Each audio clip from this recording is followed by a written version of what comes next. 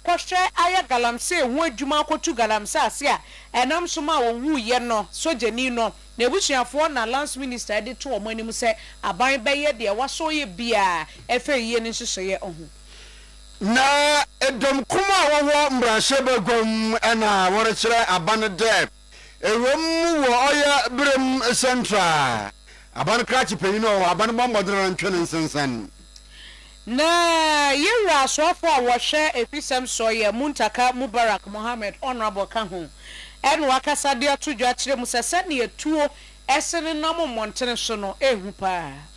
edom kuma na waso de wore kase wore kyem de aban empede omma ho kwan na LGBTQ+ WCK si efie nyinara no ho nkata wo koto masebe bo wa yambra no donku ale chada aban empede obama ho kwan na arewo semosi ewa aboabo extension amanebo efi wo ba kire se enie dan a wo modedem wo no eja tom ahye mako 107 na inede nso amampanyin edom dodo a wo mbra sebegom won banodi nyini kiremete inde ayata wade tabo atodo de man Ghana yentuma nkra excavators infenfi amahoro do mbomanyim abusuan sam no do so kakra bi ne yapone atere wo no na yemfa seda piesie emma eye enyumekuo ye wamo asoya sene medimafo herbal hospital say fa yade eni agoronti yade ha wo no bra na kache no no so de wonka yade bi enye bi de oka ne say yade no fa bra kumasi ebu akwatwema agogo enkranfo nso ebekọ pokuase mayira number be fresh so 0244 774282 boshe ba electrical senso de na kire say ye bo wo mu dia na ye enkanea ye kama papa na ye cables ahodo na ye CCTV cameras na fei ababe ye standing fan orient na ceiling fan a chesenwom eni bibie bi ka ho na yaka air condition ho asem nso e de a kire 12V adapter ni nyina bi wo boshe ba electrical sa okwa niema bebre ene gu ho enti kwadum PZ woni kedieti market ni di hwe ni mu afa yantiata akofo building ni mu nso e wo PZ wono a obetumi nso aba Oyerepa prisons runabout ha sei number ni 03220 30838 Dr. Mensa Herbal Center what is a men creative herbal powder ediaba wonye bi na no mo a retentive memory edro obi wo ha ne se kan hye na motuom no wo hwehwe ne phone da ne nten wo se akrofo awia me phone a refre se basa wo shore so okoda mu akofa ade a owura da mu ha ne se ne refi ade kode a wokọ akofa akora no so abododo ye kire na ade a wonhu samen creative eno ne beboa no afei samen co capsules no so ye kokọ aduro ene ye wo samen black powder eno so wono nom na e detoxify wo body no cholesterol no nyina srade ne benane abesene ko enti kwatwi kumase ena abehu Dr. Mensa Herbal Center na do yade no so akoho enkrafo nso be ko Madina Zongo Junction no man FM ho a 0532 928095 Nature Medics Consult waka for gastro mixture oboye papa stomach ulcer fe indigestion ne jiza ajibanu ntumunjo jengina obo ni nyina ye gastro mixture stomach ulcer se no ye dine ye den pono de biara yem yereba ne mumbomo no oyaje onyuru jesi ye papa no ban typhoid a ene yem ye onum ho ni nyina no gastro mixture bezu nkagirem ye papa menso plus mixture no so ye mesiafa wonen sebunu onsi sedu afi insebunu so oba ntumu phone maye kura ene buwuzo so etiyo we chiri ye papa ni nyina nsebum na nemu horu biara no o menso plus mixture prosto plus mixture no so ye imenyina je menyina wo ho sonchim ene ko soncha etiyo ye papa ebi o soncha tum de moje bi kwara fieche etum soncha na waye zinyina ya soncha smandu ene soncha jubiamin ano na chede a hawle ba wo prostate no kope oya prosto plus mixture ya Nature Medics Consult akafa abaye romo promise abaye obi wo ho ebotuma akoto bi boro pharmacy shop herbal shop biara mu won saba kabietu phone fra 0248778899 afa promise aba me bidra awo man Ghana mu nyina ne fie only promise by Wadum Boshaba Plaza, Yeben Methodist Asafono, Abusandano, Oyerepa from Oyerepa TV, woman have, and a promise by one to the Bomadana bread. Na baji wumi bi dura pada de saonyarba na fi faith me party clinic osin yarba no fabra do your stroke infertility me che menyin na mba wo hia wo fibroid diabetes high blood pressure menyin na wa ye mro uwo mpam bomodena faith batu yarba ne for that amount afi asthma mpam ngita wodina no yarba bi arthritis ina afi enwom yarba bi ara wo no bomodena fo nya twem ahene man kokoben e chi no mo na faith wo 0246728675 Jordan because remember from 7 a.m. to 5:30 p.m. and upon on song of Membuno num impem and a faith homeopathic clinic wodi one ejuma juma kubi kadame juma ku na numere we so ina sen Membuno saka sabo ye dam yaze amamo na benu ya ina numere ya je pen yare ba de kaseboy abosum hono ye ame that powerful Oboho Casta Uncle Ebo Baini Ena Nana Efia Bruni Pope bi pesa white afei yenshe kasebono ase Yeshon some aseza na yezimunu kopemu ewo brum central na ho ena abankrachi penyino ho omunyamfo Solomon Kusi Brakom edom kuma wo emrahye begom wori chemdem omo majenara na abana ntwene sensen ni nyinara oye baso nku a aban apa wanda wonhwe no wonfa nku tie fom eguji no ntu wo kwamba no to mekira garamse naimos inde hono nhwem za abade owurei impotem wo no garamse wuduma no ligi ntino abana nhwe no ntwene nsen. If you go to Oda constituency, there's a lot. We spoke to this matter earlier on about the Mr. Solomon Kusi, the MC for Oda, who is illegally taking money from galamseyers, and he claimed to be charging them because they are engaging in galamsey. Can you imagine? He is supposed to be the representative of the president in that municipality, and I don't know which part of the bylaws. I have looked at the Oda Municipal Assembly, their bylaws. There is no bylaw that allows him to charge illegal miners a fine. So he will charge them, take the money into his pocket, and then free them. And this is what is happening. Unfortunate on the side of Mr. Solomon Kusi, the very people he charged and took 15,000 each from them, he went ahead to report some of them, I don't know why, maybe they didn't pay enough, to NIMOS. And then NIMOS had gone in to attack them. And the people have started talking that, after all, we pay some monies to you. If this government is serious about the fight against galamsey, they must demonstrate it. I call on the local government minister. He must suspend Mr. Solomon Kusi immediately and pave way for an independent investigation to this matter. Mr. Solomon Kusi, who is municipal chief executive for Oda municipality, must step aside, and we are calling for a full-scale investigation. Enti onimnyamfo anodompra ino jira domkuma no wone enyenemu ekasai na orunyo no rechem de osafo ohwensase na fom eguti nuntu na no do na di nyinaro no ebra no bra no nyinaro no na sebego mu nhyena na omobu garamse ne kuna woroko no ho akonta wo mra sebego. I was very careful in choice of words and emphasize the need for us to establish a certain working template where every week, minimum once, we should have the Minister for Lands or the ministry, so that it could be based on the availability of the minister. If the minister is not available, his deputy could come and apprise the House. Because I think that we need to take this fight beyond the ordinary. There is one litmus test, and it has to do with the turbidity of the waters. If the waters are getting bad, if the land is being destroyed, our lands are being destroyed, and especially now that we are told, scientific report to the effect that heavy metals are being found on our dining table as a result of food items coming from these mining areas. I think it's a matter of life and death. And it clearly also tells us that something is not being done right. And we as a parliament and as a representative of the people, we have an oversight powers. We have oversight powers to be able to subpoena the minister to. Enti oyunyamfo anodombre na na do mpra mmarahyɛbagum a ne nyanko papa panye wagya gbawe mmarahyɛbagum efie so nyim ne yie papa efie yentua do Ebusuafo yeto so yeto kasebɔ no so na wiase no ankasa no wobi so obedede wa ye mfi no wate ai busua panyi to park ene yento so na awewo sembisi na anu ada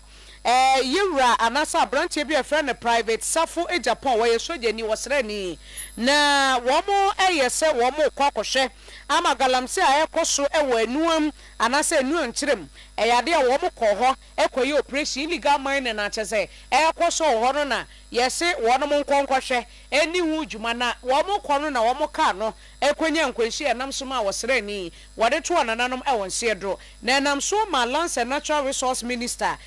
wakasa ede atodwa akyere mu sɛ no kwasɛm de esie no ya papa na nso ni nyina mu no de esie no eye ni hyehyɛ ne bibia fa ho bia no aban ebefa ho ka bibia owura eye Emmanuel Amakofi Amaboa wono ene woye wosofo wohwɛ yensa ase ene egudie ensem so ngidi entina sebio uji nyamidi no na ose bibia besi no yemfa nhye ne nsa eno nko anti ena me beka anope ya kire mu se se yengidie ye peye nua no ha no because wa bobra yie wasasi nso timi minim se nyame agi no wa watu me de nchia kese pa fi President Mahama ho na me de se yinu ai private Japan anko babra fun no ko amagana no ko sene be ya yensuo ni enkwaye bibia be bon ban di sene a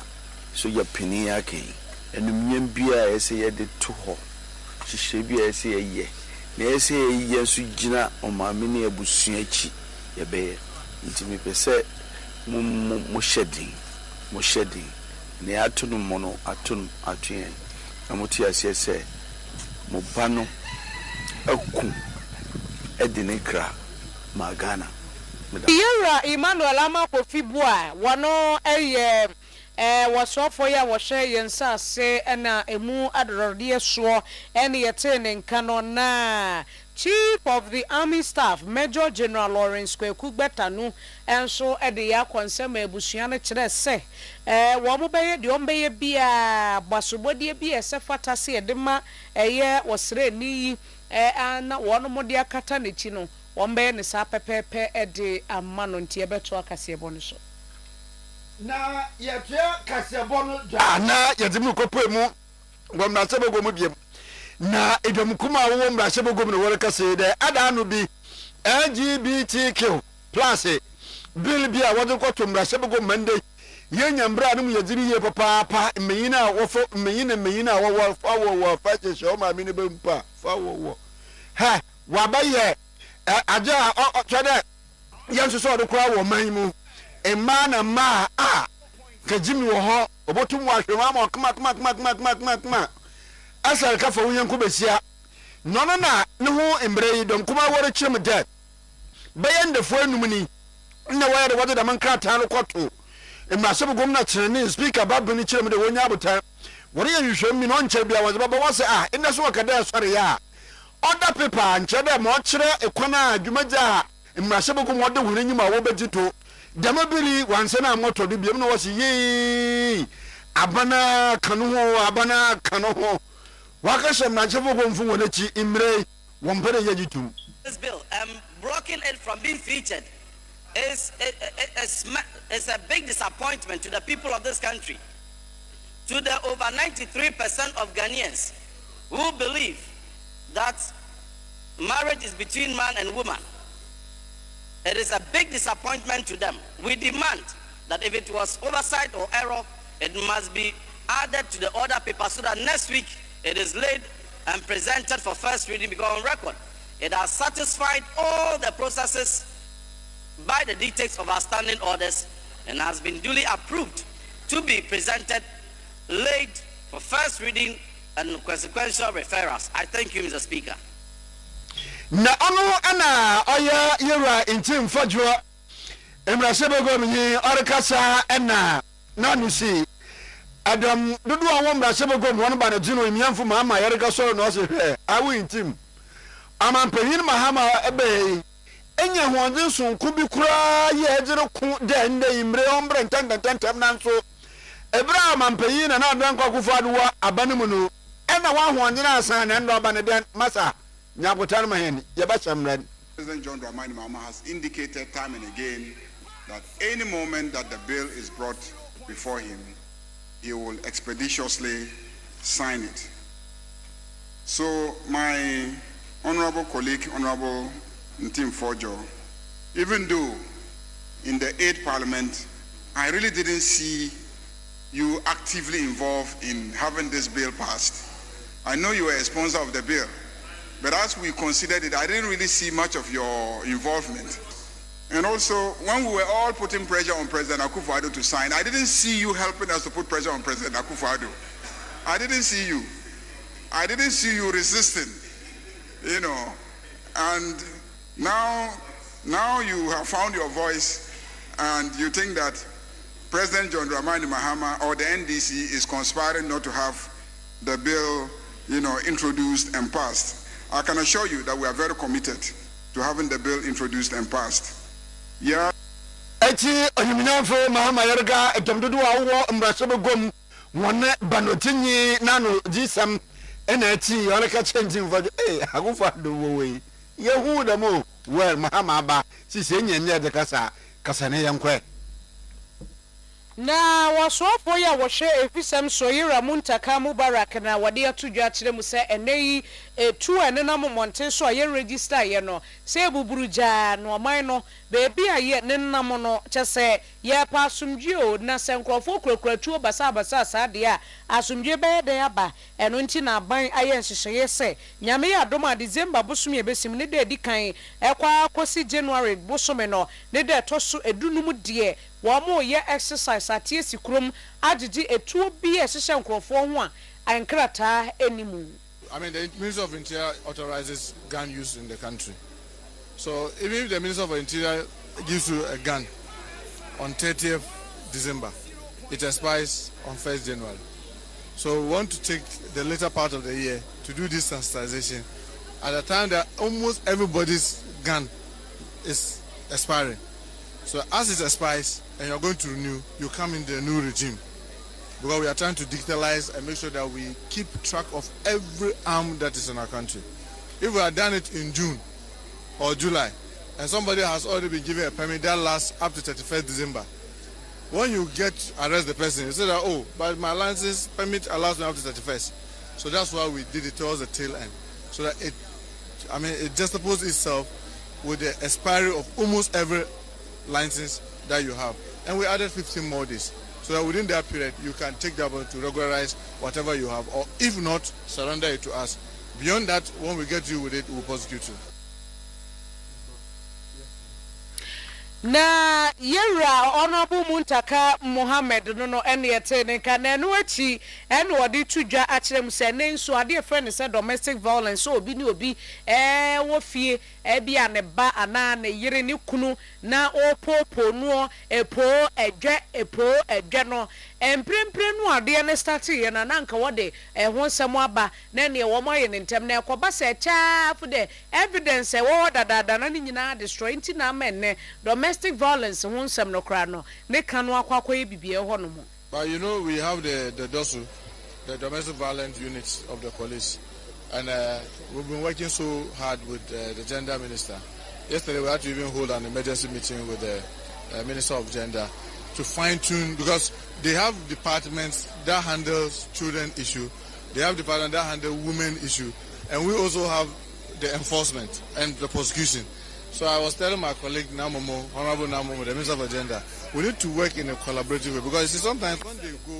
when the social welfare guys go, they even destroy the evidence. Then now when the police steps in, it's difficult to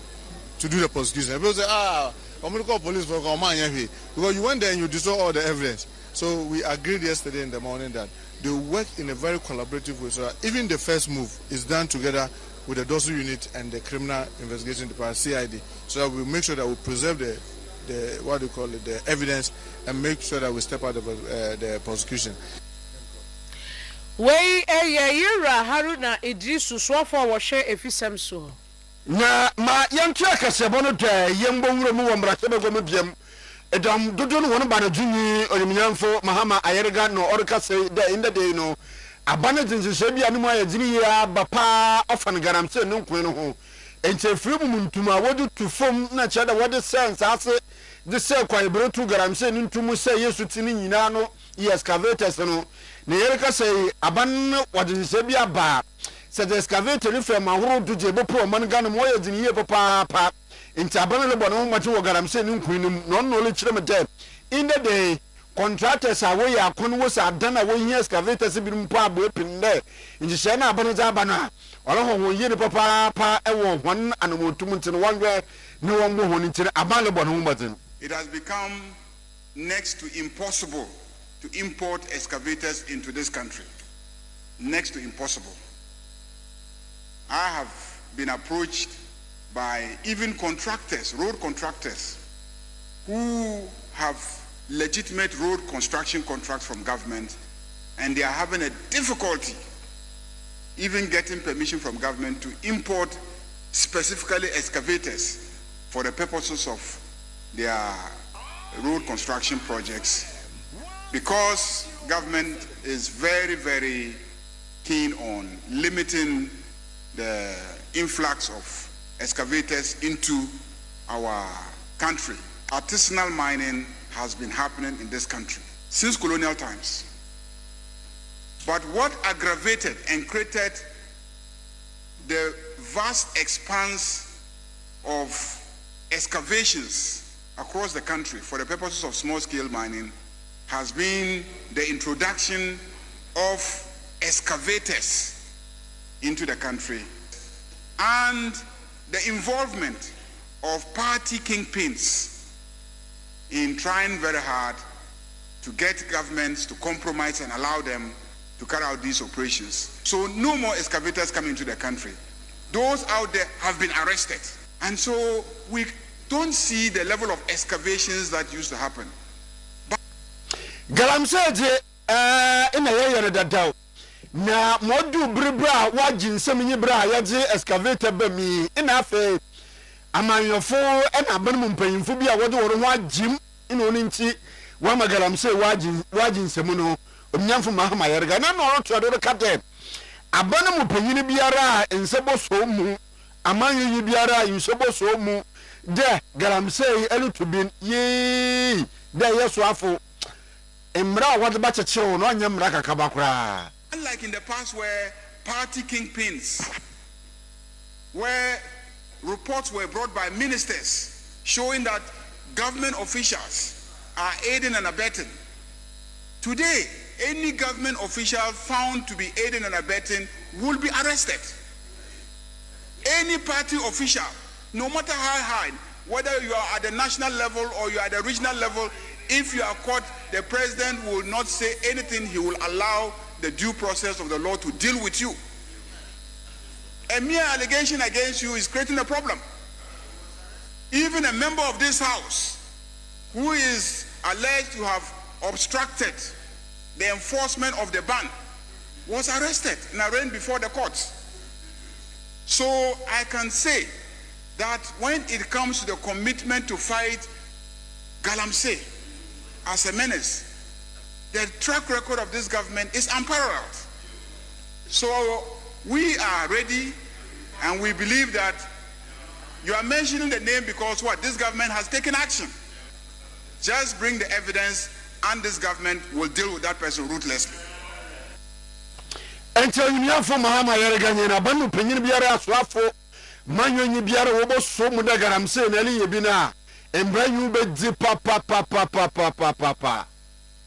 efe yankwa Ene na ye to so ara wo semu a eba kire se ene aboabo extension wa Sokore municipality eja to wa ma enua ye de abobo adan timekire kiosk ya nkofo de demu no mako 107 eja na to mama ni nyina ahye se dwere be kire se ahomete papa na yesi nipa be se 100 en wo mo tete sa dan ni mu o na ahye sa ne ntie bisa sa na dwi wo mo beda hemfa na yesi aba sa no wo mo frɛ Ghana National Fire Service for ma wo mo kopie mu wase no wo mo koye no wo mo bo mo ho modi bi esansa de na ye nnua ne nti no edua nso de se wa wani tua eja na so hape na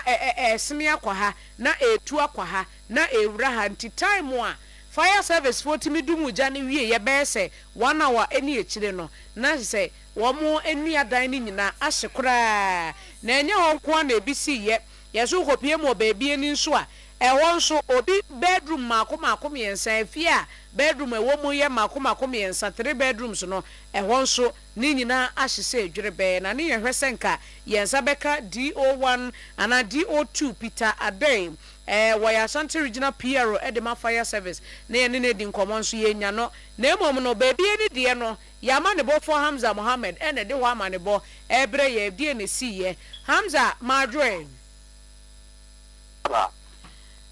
boyemu yesi baby eni nso so obi 3 bedrooms apartment eja to mu ahye ne dwere be yo mi nya ba se no dia tu dia no e yare hosem enanu me ya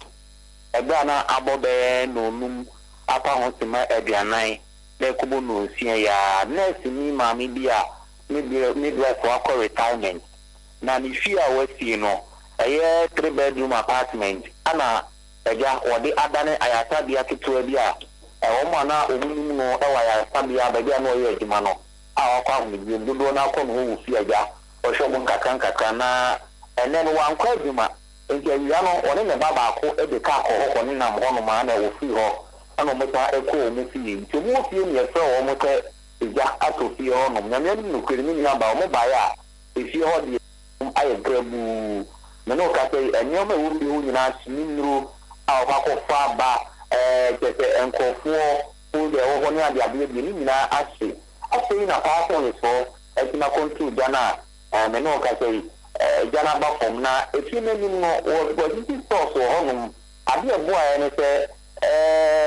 source na ho na ade se ho honum no o mo wa djuma e ba za mo mo me freye na o mo tini twetwe mo ni o ma ti ye di passion so party jana efi de dia na jara no dia no aka say de makontu jana na mteno bia mi sinto bia no wo filmu obia no wo ka ne mo bia na mteno jana ba ye de afei ena mo kwa kwa review mu na wo tun sa so nyame adoma de de bia no ye de abesu ye tie fo bia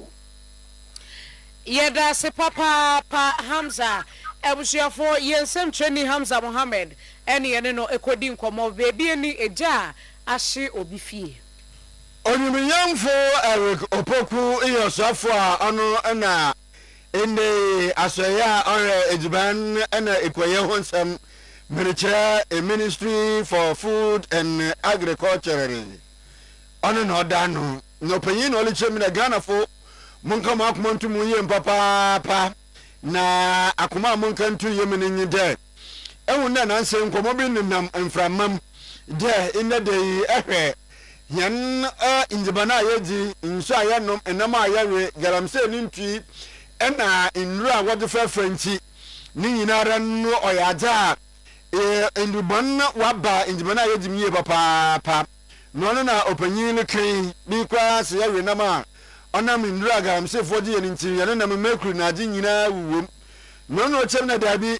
yan injibana yan nam ayawe nyinara no oyakama ye papa nonna yesi yantase ora Professor Walanyo wayo akwete yayili dinkomoni ye biso opanyini ya chechirenyi Animal Science Department wo Kwame Nkrumah University of Technology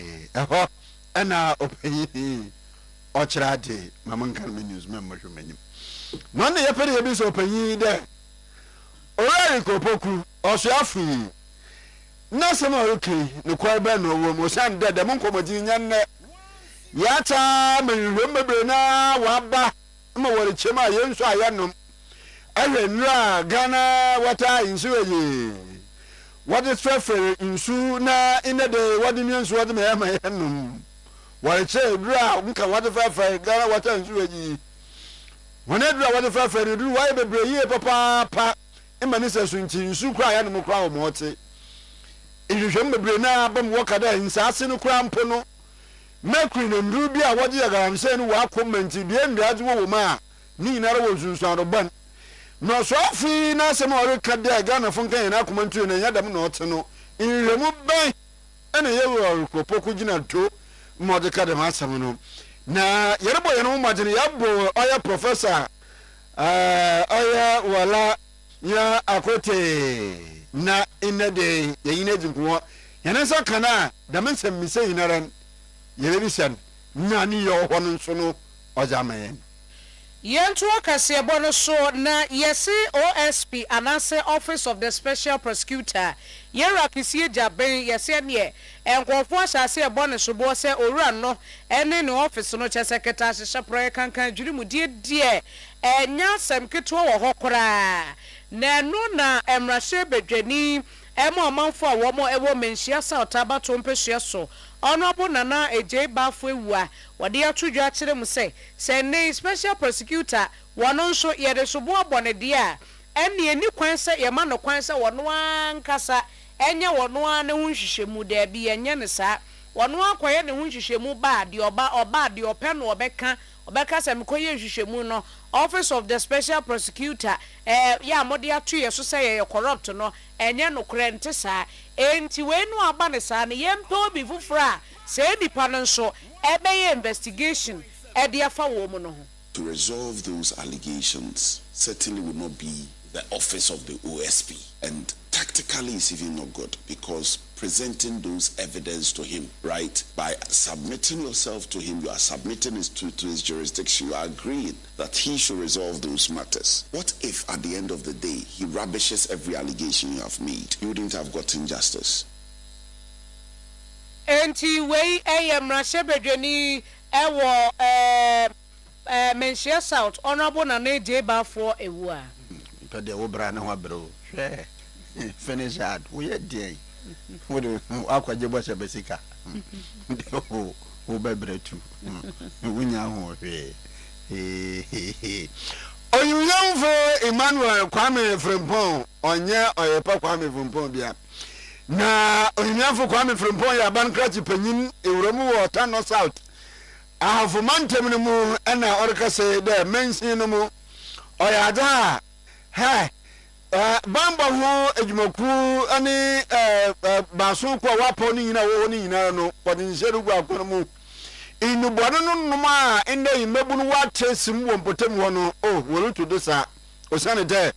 inu bono mo amafro mo honda chikura na oje ru to gwa no ina ole chire me de imebu no afutu nkoma mo mfa bibi pa bi nsi mo enwam no oba mo da chepa na mo nya inu bono no me no oje jam nsem ru to gwa ena yenini abarma kwajo emframa ewo hobi enibone no de ade a ese okem speech na ade ese mabune pa ba ni nyam kan se ense ni adwuma no bo sama na adwuma ye ko so moto I do ni hwe ya na de ade odbejina ni ase obesha se omum se nibone nti ade a ya share post for say ye somala omu enhwe se bebi a nto se nibone ni ewo ye mansin ma bia no ombetu sa nipa no so esa obekom na nyam krampo na nya youth neton ye papa mo mpanyifo a sabi o mabo bra komani mo mum na sabi mako fasan bonni ya o ton de mo na na mo mam so mo nsese nti ade am de beto so sa nti ye declare war on all those who are selling those illicit drugs and say they should watch out, the police is coming after them in Tano South. The chill will be a no be emma me ho emma MC was said the patrol a papa na say a chimney bush and no couldn't put the enemy no come me. Because when you say in the bonnet or tone, I did the same of Bruno, because Mabuni a Dachi, and then Mabuya or Motor Ghana in I, Sabi Omina essay, the channel say, but for you know, Nagan on the Dutch away. Also, the trio there in the mention of Oyerepa, I will do some sanitation. Obo Madonna, what to know contain. Now, when mention one, a what wine. Yami Adoma, ye 2 quarters, I got 2 quarters. Yami Adom, Yatimia to a year a doom baller, as I saw to a ministries, every school model. Yaka at a chin dear. Yaya just say this year, and a bit to know. attachment here and boss on for next year and near budget away say ye did never check attachment and also a bola a woman's name a what sell could you I was a good to a few now there I best say and said my candy meka say nananum and I should give it almost say a bassy to bola and bola and this is uncle was as of force best some say we do our mommy as asia beating the bola the two of it in the cocoa so in your own quantity area ya can the assembly befa ho sa aka ne tutu sa bola ni na ti teaching bola ni de yakopon ya aduma hwebi afin ko na wie de na sa bola no so na ne kwakura mun na onyumnyamfi ado tuado ina ole cheme de enyuma bebre wo mansi ni mu a wo ma modena wonsi nwie wonwie oya abandon e project protocol sem yaba kan dem na tede edwuma bi abandon bi ana obi aya wonwie no wagya no ho intorohwe all the abandoned project the steps being taken to incomplete na tede wodo twane money biara dambra be ya abandoned project ni nyinara no omianfo de twere de wo bo wie ni nyina legacy project chin OPD NDC apan dada ni sha se yes adwumadie no if ba ye bechi mu ha e be hwe ye hospital e si montam ha bechi mu ha en se municipal hospital na dan na ka OPD ni si ama OPD a na ba si na ka se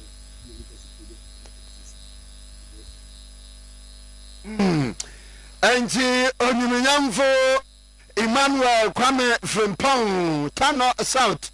mensinu mu abamkrachi panyin nenze ene yete ene na ye pinso wo mrashe bedwe fie se na nya asem keto wo kra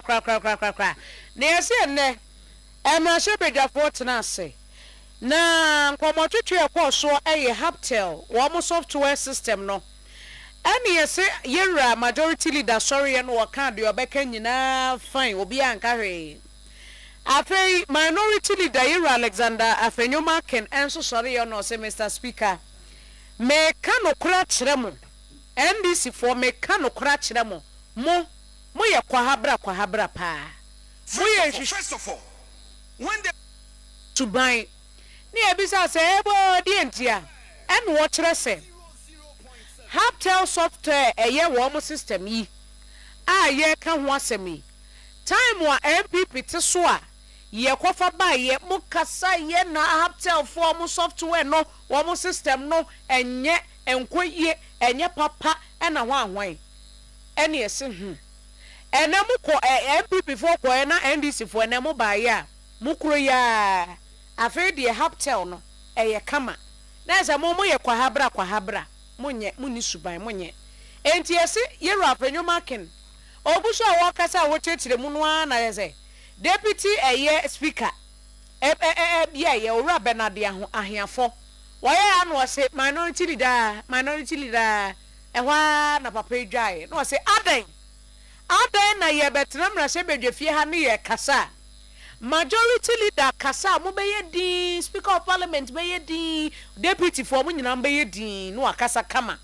edru me nkoa me so na me make me point a na minority leader na hwan na mo twitwa ne so opanyini chese we di akoso ache na obekasa ho pa na de mo ye no airtime. First of all, when they were in opposition,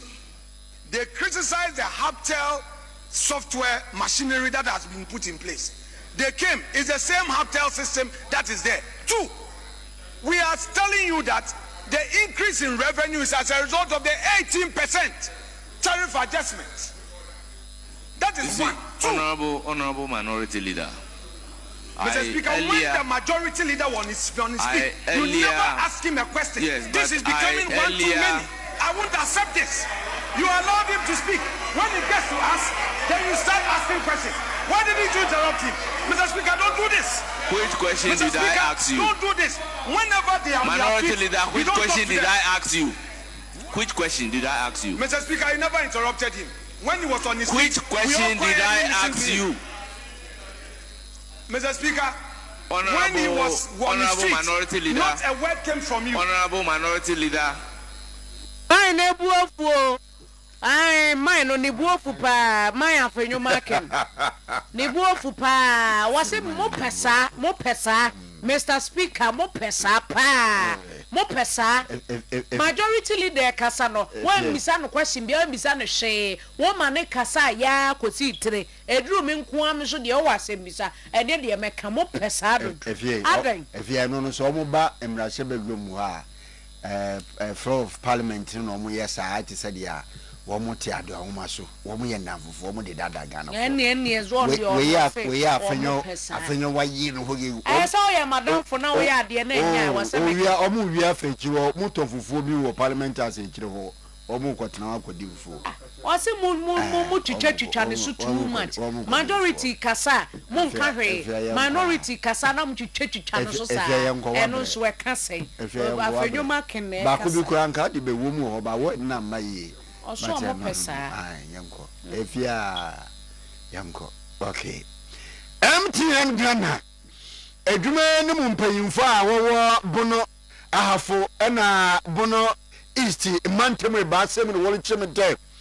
Amanfo a wowo de mpotem wole baten ne wonya telephone kre wo febusuafo mprafo ayelnom ekunum ana musuampan no fo busuampan to park mu yinara. Oh, network no mbade hoye papa osane de what the secretary dey bo room wo oya techiman krosi ni mu a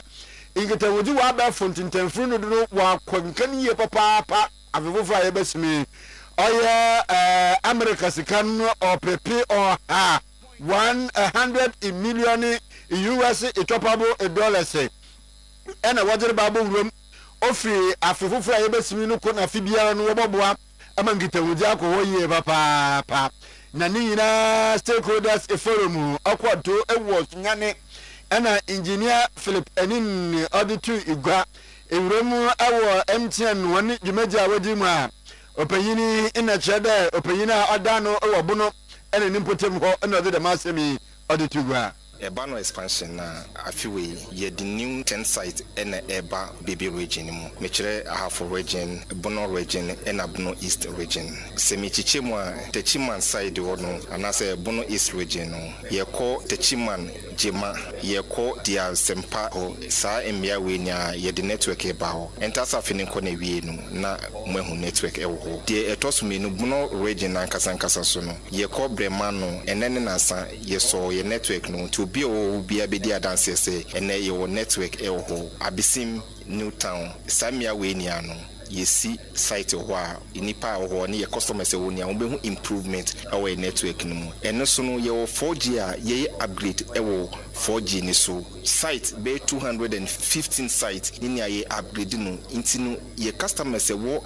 sunyane techiman kentampo sampa goso nyina no efi ene ko no wo be hu improvement pa e wo ye network no mu sa assurance no enam de ma ye customers ni ya na nukwa mu no ana owura ni odate mingle oye MTN general manager for sales wo northern sector na chere tifidu won potema ena oli chemede impen bebre na nkrofo was a complaints whatever there MTN Ghana wa ma wo kwan mo woni sika agu hon mo wallet do akronfo bia obokro no ewo oye abefuntintanfre no do no we woni sika no ana oli chemede da bi MTN fo won tumi nye na mwankasa ya indai nkrofo yi musia ma na muye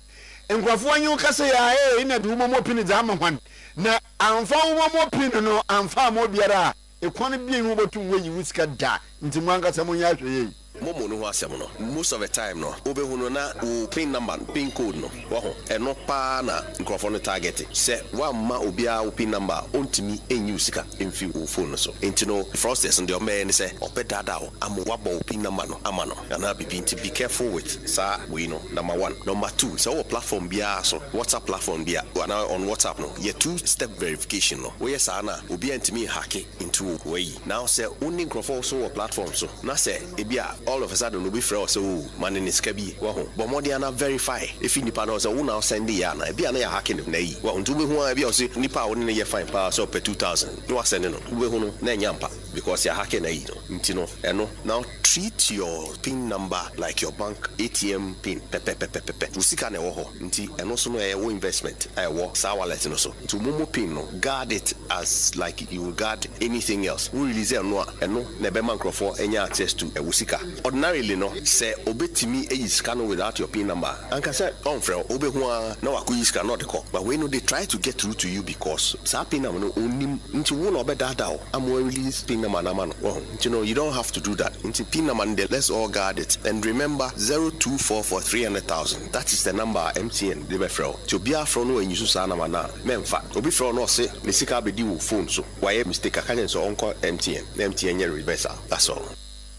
Enti owa ni odate mingo. TN Ghana General Manager for Sales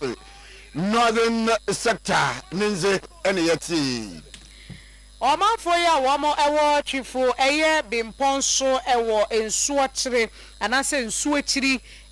chifu etimo kwa mensi ni mu asem na America no emfifini mantemu no omani ade pa ne omani ade wamse na ano adabi eye July bosomi ni mu ho anase June kra ena nsuo yiri befa womo ema se womo niema womo japade womo dan bibia seye na nadmofo baaye be hye womo bose womo betoto niema ba beboa womo ampani ampa ni nuane ampa enne nadmofo ede niema hodo akwa womo ebi ye mo anwa eburo ne kirese niema bebre betumi aboa womo ama womo asetena akoyi medin divide botwe ye wotwefo nso echi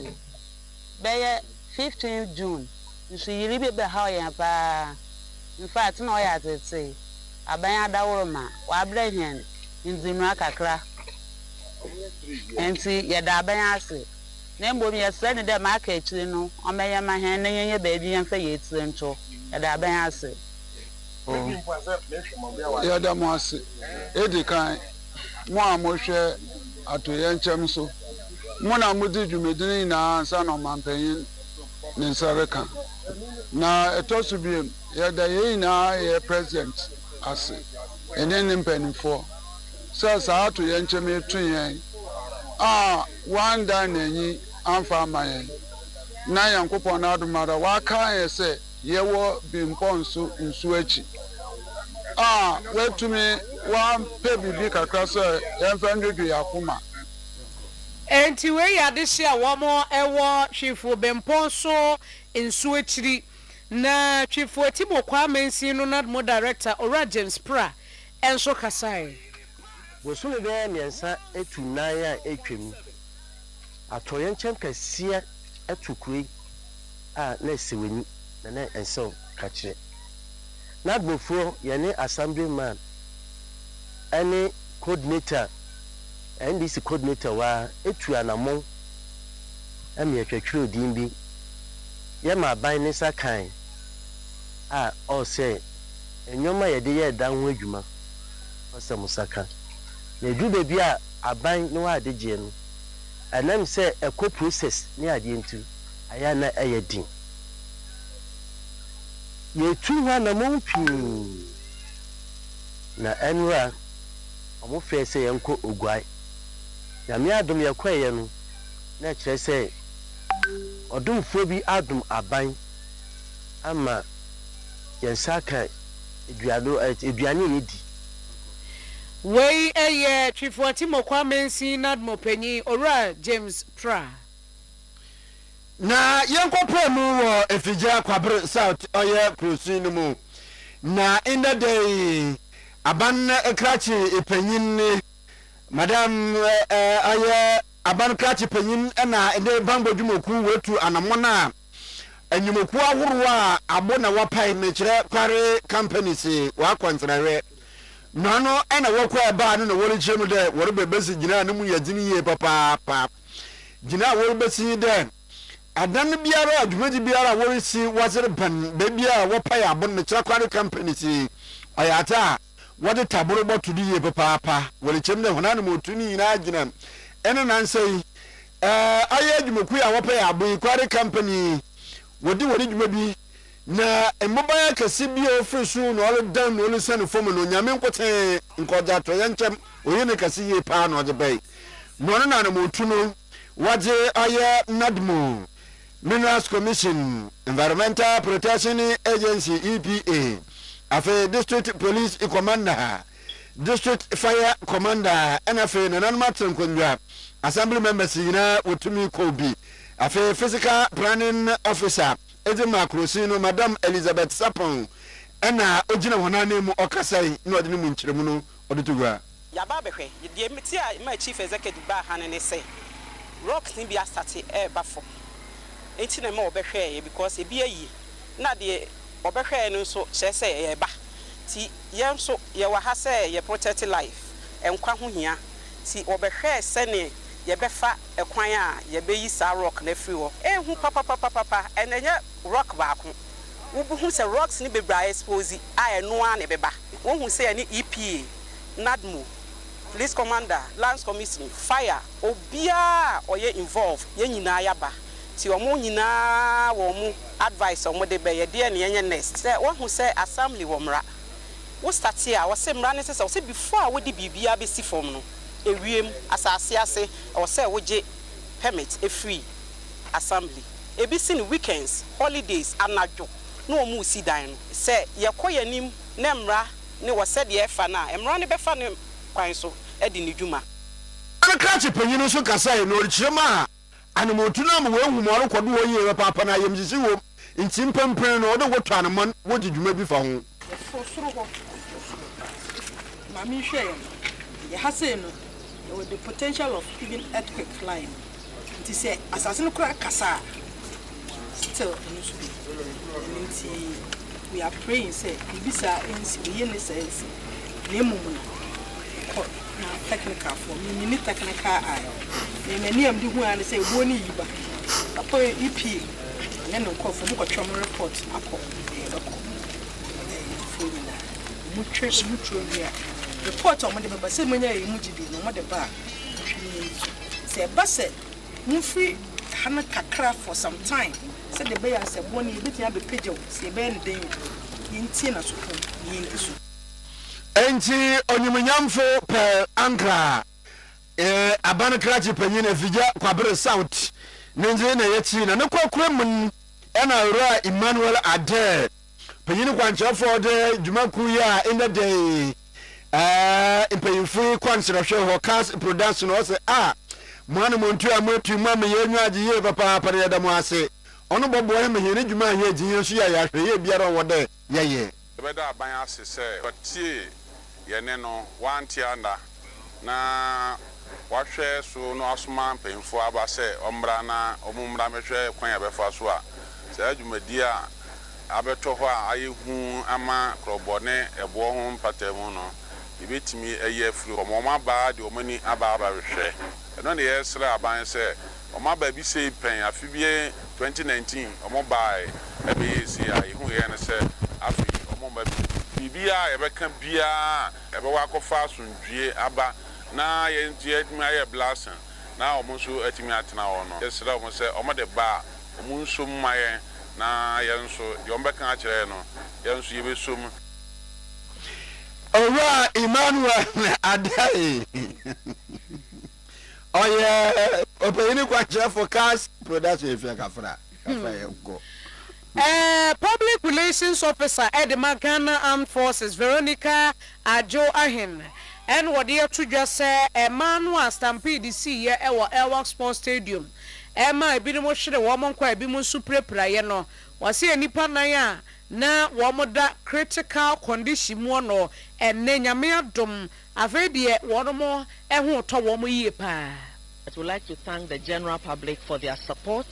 We would like to once again commiserate with the bereaved family, and also for those who are injured, they are all doing very well. As at yesterday, the numbers had reduced drastically to 9. Those are the ICU. 4 of them are doing very well. We have 1 who is still not too good, but we are giving them the best of care. We are praying that we do not lose another soul in addition to those we have lost already. So everything is going on well. Let me take this opportunity to thank all the regional and the district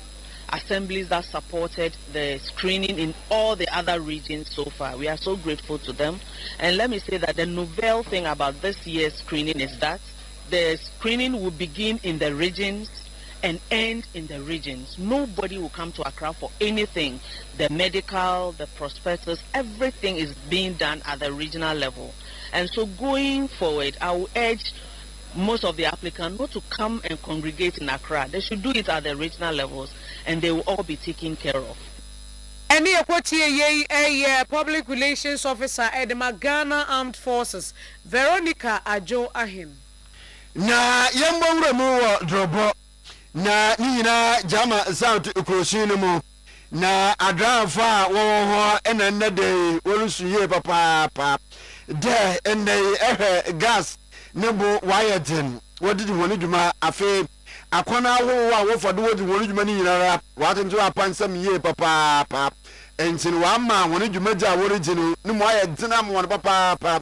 dawo fo wori chim de onchere bia na nse fango no bo awo tutumu no wa ma woni dwumaja awo rigino o ejina yebe wototo fangum kan ko na wafado no so ni nyinara onye afi ahyentedi nso no wotuma onye yentini setunti impanyimfo mbrem no wo mabo wan sampa haya sampa gas no etwamu drobo ko sampa no ye ko ho ye 18 drobo nko a 960 adai aban na ate so nso mo nte so mai nti mo nkasa mo wae na ha nso ye kwan enye kura te kunkuma aje ka adwuma na afa nti muntu na mo mai so ba ya adwuma no bebo ama ye nyina ye so yansa akoya no gas no de kakra mekanise oba drobo haya price no ewo high ukobire kuma ewo mate price no so kama ye nyina so ye adwuma ba ko nti e basa na ya ewo drobo ha no ye ho akire nti ye besere omo manage drobo de na omo nye ho bibi ma se be ye nyina ho beto na fe so mesen ka bi ye kwan no de free drobo ko breku no enye ene drobo to sampa no ye besere aban omo nye ho bibi ma animu ya yesa ye cars no nyina ebubu ebewie na ye nya bi mfa passengers for e basa so e be de awon kire be ba o man no Enti in the drabo adrafo ene wolusi nti mpanyimfo nte wolusa na wonsi wona hawo na no mahwan afeni yedru boja ye de no ankasa de ye boja ya kwakoda no nti we no ye ka ne se ya na amafofia akwadwendwene ho ai ene no ankasa no asemu edapo no so ene we ene se emema mu penhwemu pa bema bia penhwemu age de oyare eno ontimi nhwemu na bema bia penhwemu Jimmy newsroom ene Friday wo so wahehye bibia kama ko hwemu anadwe ayi uncle boti hei wo hwemu anadwe na na ya pepra wo nso te machine yeti a wo miemiemu yi wo nso hwemu anadwe server room fo nyina obi abehwem omo yare anaso omo amaware omo ware ye omo nyina ebehwem sanse nhwemu no ede eye kama eye guy ye nyina nso ye ni je ho kama na no mekɔhwɛ a mekɔ mu nyina titi ye aha me wie kra na afɛ me yem kra hyehye me se nhwemu ide ne de mensusu anhwem me prepra na enam so me na yama ne bɔfo eye ekua okwa abonti ko bisa mema ne se enhwemu ina ebia na wonte ase die na ha no sa de no ho asem na meke ya ono yire sam bededadeda aha nti mema no mo ne man dedadeda sa ene Friday obia ne yire bededadeda obia ne ge bededadeda sa ne ye kono na ne ebisa se aso ene da ne dei ebowa ene se aduane bebo emu de he na nka apɛ se bia nka wo no yire akwo ho na yire buofu wase ene me nya aduane anasa me ne won dedadeda emu de he na wo betusu ene ka ne se choose your choice enti wo no yire ko a die no won famo wotirimode na die pa na eni kwan se wode bebo wotirimode asa de no de bo wotirimode a ahwekwa wotimi wu fam yenkotie mema ne oba odoni kunu ena wonim ne yam ena ebise enuano mema se aduani anyame oba ho ena de edipa de ne nsa no ebi tse benku emu wankasa bubodin to aso emu de hen ena de bo won atirimode na wanye bi ani a ebe ya won ya pa emeka se onza ade anyame aye bia ye different and the ade anyame aye na wo so mfa ma me de ena anyame anim ende eno be me ya ye nyame anu atirimode eya Yeah, no, the American will be the American to the Wintimin. Jano de bought more than papa. A man who gra and so I am yet. Oh, and your true say any bonka, any bonka. I saw we didn't know Beckham. Yeah, was a dinner Bible crack cassa. It yes, I didn't. Oh, the Yankopon one and Bombets more dead because Yankopon couldn't say that one can be fair. Oh, yeah, and they cry and then Yankopon. So you say, oh, so you say that Uncle DB. Was said because me say me buy me no tell don't come me and Bombets more dead because Yankopon couldn't say that one can be fair. Oh, yeah, and they cry and then Yankopon. So you say, oh, so you say that Uncle DB. Was said because me say me buy me no tell don't come me and I mean, me be jay. Because Mamma no pa, Mamma you and Lemidi. Oh, yeah, why not? I hope on so boy, no. On say, Diania, you do queer no, said Cassini Pan and San one idea. Because every night I come once a year, I can't knock upon boy. Said you are now, Udia Hutimito on Sabian. So, what jolly on near the bar would be. As we are some workers, so says Adrian, we now the bomber to modern that time here because you need to want to read young penance on what they say, my family. Oh, but you're not upon it, and said, I know, come on, sir. What I said, would me because you because it's Tuesday now, Adrian upon one more business. The boy was more than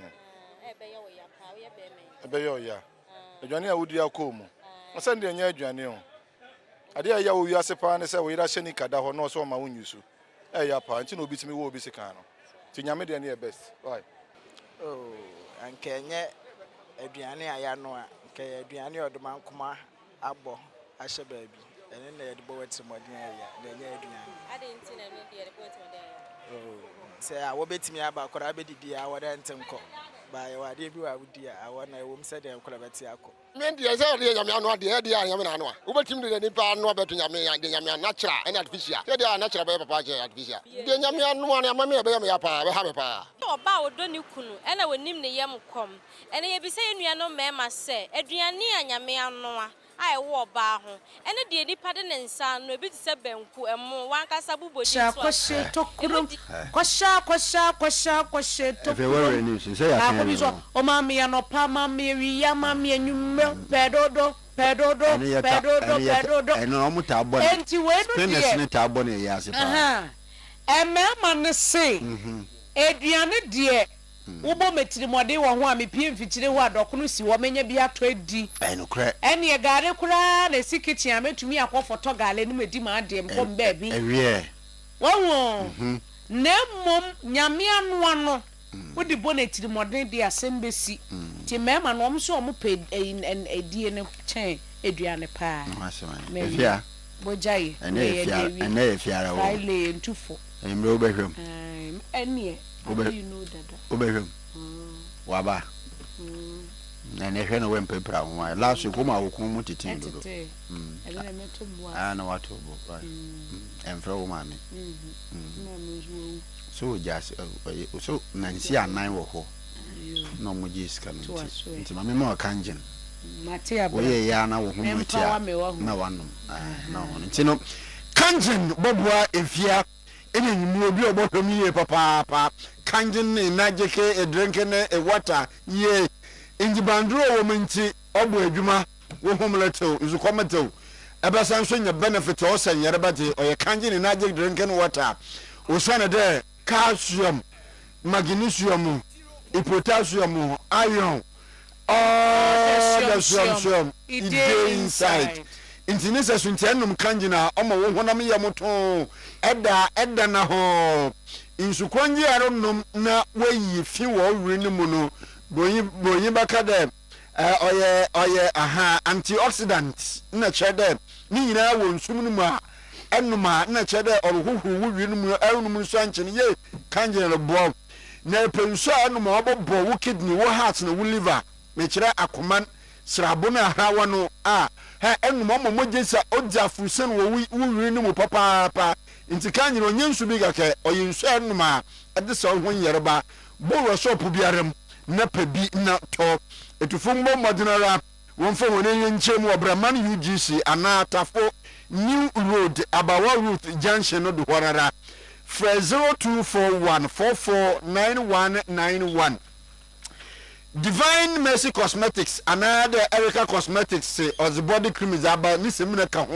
A disseminal no guaria, and as a criminal lotion at the sra. When a man is in San Sambiana, Juba, Cosa Primpos, Ni Narano, obey if you are at Amona, Oban, Oya, in Terran Pobom, executive today, and I know one slippers. A few pests, work of a beef you can you at the bar. Ni Narano, Okon Kani Papa. Make us in a new accessory so say Divine Mercy and Erica Cosmetics. Waka Faba were doom Mrs. Anoche Plaza, Abusandani Muhana was 0553 457200 and December giveaway then so koso na Politank fortunate sebra na beto one more air tanks ni bi so ho na wo to ade no na wo mo charge na we ne friend to ade na charge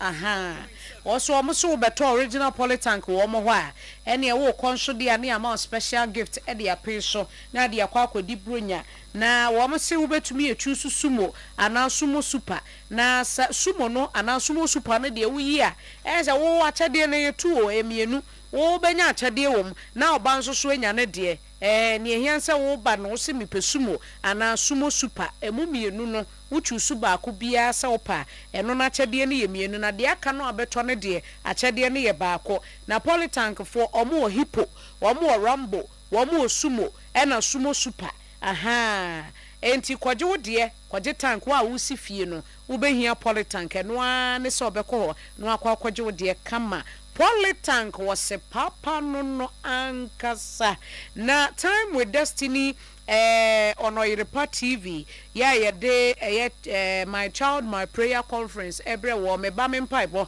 aha episode 3 na we ni nyina wofo ni kogire mu abompaye e de ama ye mase de be ya enkwada no nyame de ne nsa beka wo mu ama wo mu asesa kwada bi wo ho ye stubborn pa ye ko bompaye ama wo mu ama nsakira ya bade oyare ne honhombone de ne ye ejuma awofo ne ye nhia ye Saturday 22nd November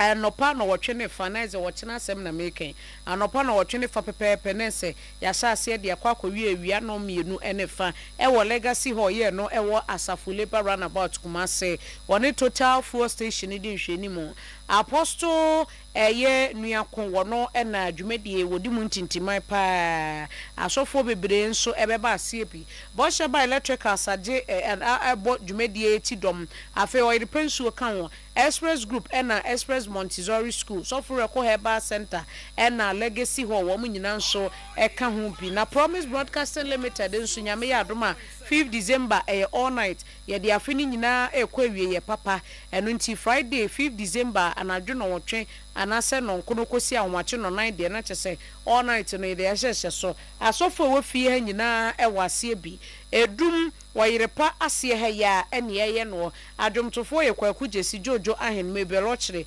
Joshua Bano na Inshira Patrick wo nyina no ba dwumedie no asibi nti won so bra na abeye Inshira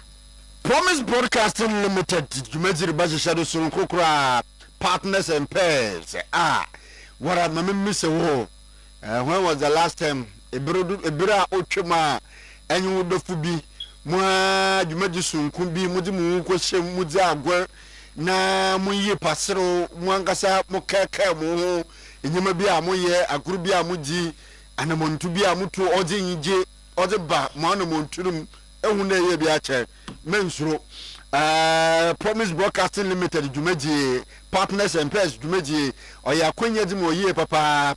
entine bre come and mingle. Say if you are ready searching and then you are ready to mingle there ye bra ya be connect to ampa kikro na dim onintino bomodna na onso no fa wo hye Jumeji mu bi na Jumeji oye Jumeji aworo hwe enyim de aworofo obotumu aba afei nkwa no so a won wore a wo hwe nyim na wo benya awar na wa bra ye be connect o ma wanga say etum enya awar ja no so onnam awara no montu nhyehyɛ do wa awar da daw na ho ni nyina so a wo pɛ da wogi ho na nwu mu ni nyina no so e ya ja ye di bi ba won so oya kwanja mo na e won so obotum wode ho wa bechem na wa celebrate ye papa oni ntini bre na fa ho bechem bi na dwumadie enwum papa bokodo nkomaja oboa emma enne anamontu otum akodo ewo nketahuntim ni nyinara ebi bokodo afi wati injiba no pap me reche delicious food ye wobedidi weji honanum ye papa mma bibiara akodo enwo no so a why ready the water pa ho kafo no wa penkofo hona nante no wo kwana papa do wo bo connect mu nyinara enya mereba ne wa connect no akodwodwo obi ono wo ba chi watum entini nyinara eba adwumadi no bokodo wo Mikado Plaza adum Obesimemenda 20th December next month on the 20th of December. Ye na dwumadi no bokoto enru no pepe me 5 p.m. pepe no wa start speakers a obaba oye dwumadi ase oba kasa Pastor Patricia Morgan Sen arafe Bishop Dr. Stephen Tufo mpanyimfo bi na asofu mpanyimfo bi ni ana woroba abakasa wa se ticket no couple ye 500 single ye 300 Ghana cedis na ntara wo be cheni mmemfo mamodena won hye suit no won bow tie ehye suit a abo bow tie ne hu ne papa na emanso won modena na decent dinner wear wanga se hu no sisido benyin bi aba sporting wo dwumadina asena epedo connect na no nyo bowa appearance wo dress no dampa wo dress na ngasa bo connecting na wa fa awo na nya ho kafan ere konzala za ena bibiara de dem papa na soda attractions bibire wo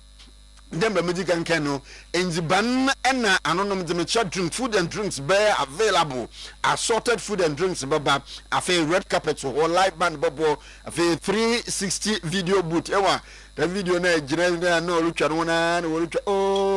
dumedi be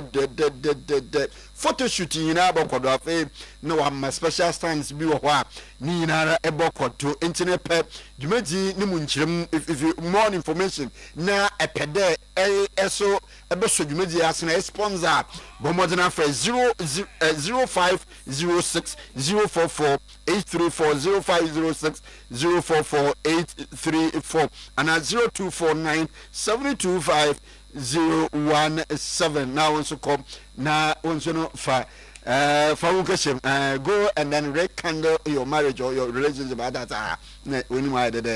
that's him season 3 kwadwo or the party TV Promise TV consider there at exactly 3 p.m. and adwumadi okodo we are repeating Mondays and Wednesdays 7 p.m. or the party TV or the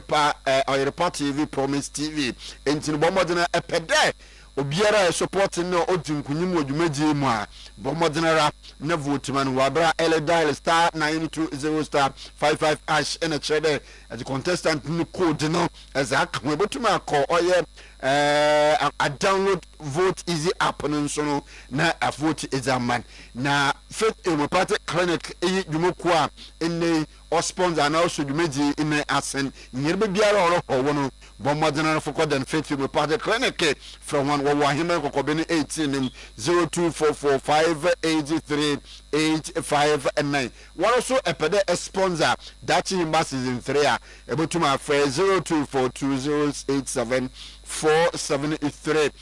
dwumadi no akoto koside biara ewo closer hall kumase edum closer hall kumase edum entino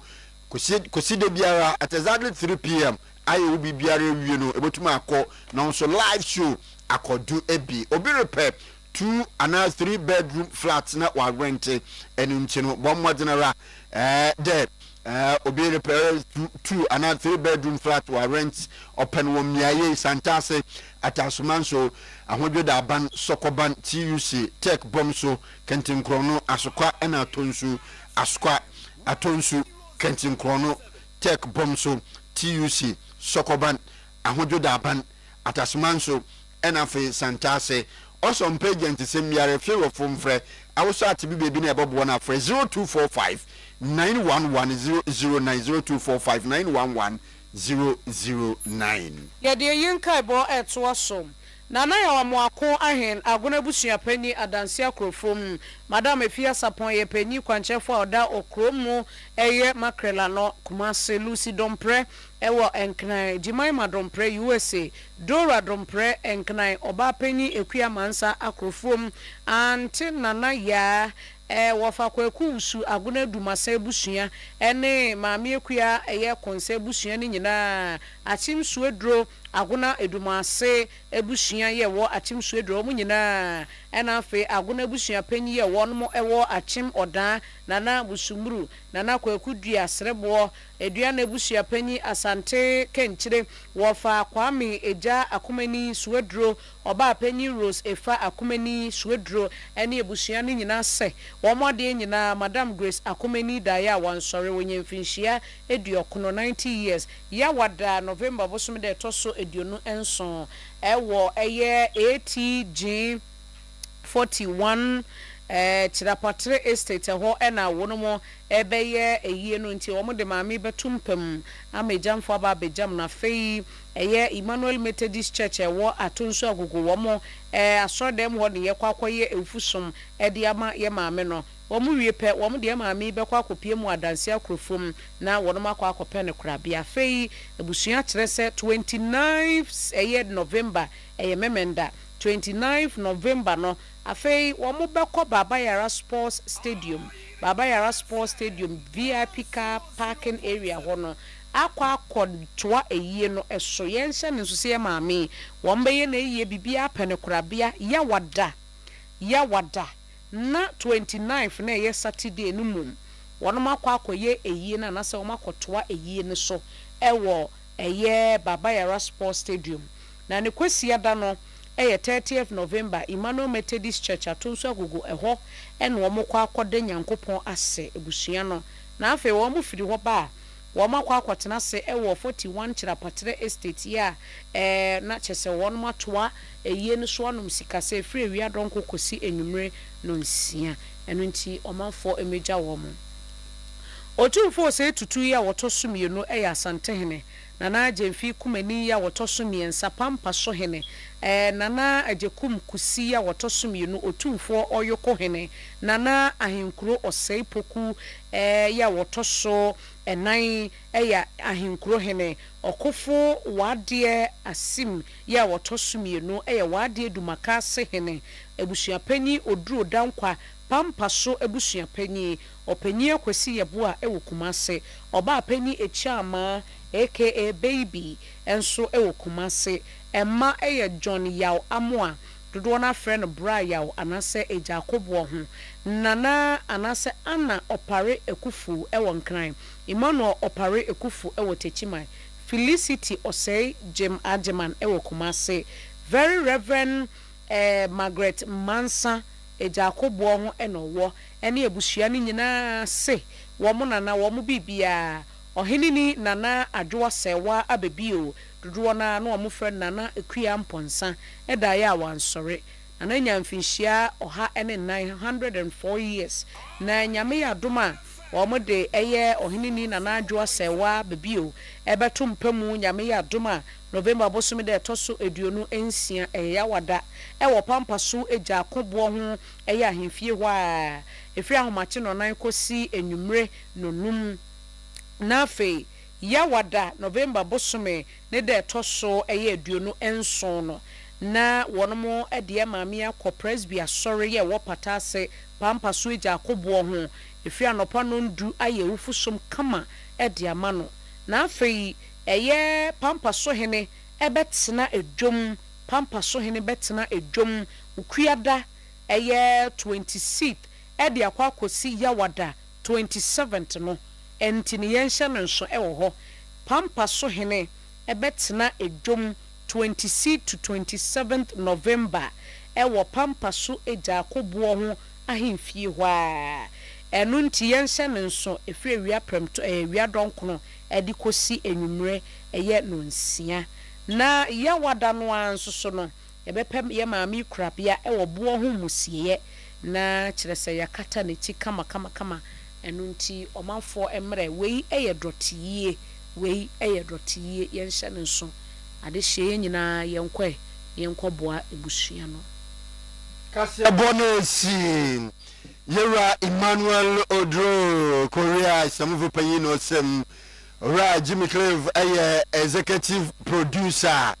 na server room Papa Sly Joe Bismarck Achi ena Ra Jimmy Clive sanfi che obia ena wo pempie free do waje ema he na enuanu abia ba oye efia broni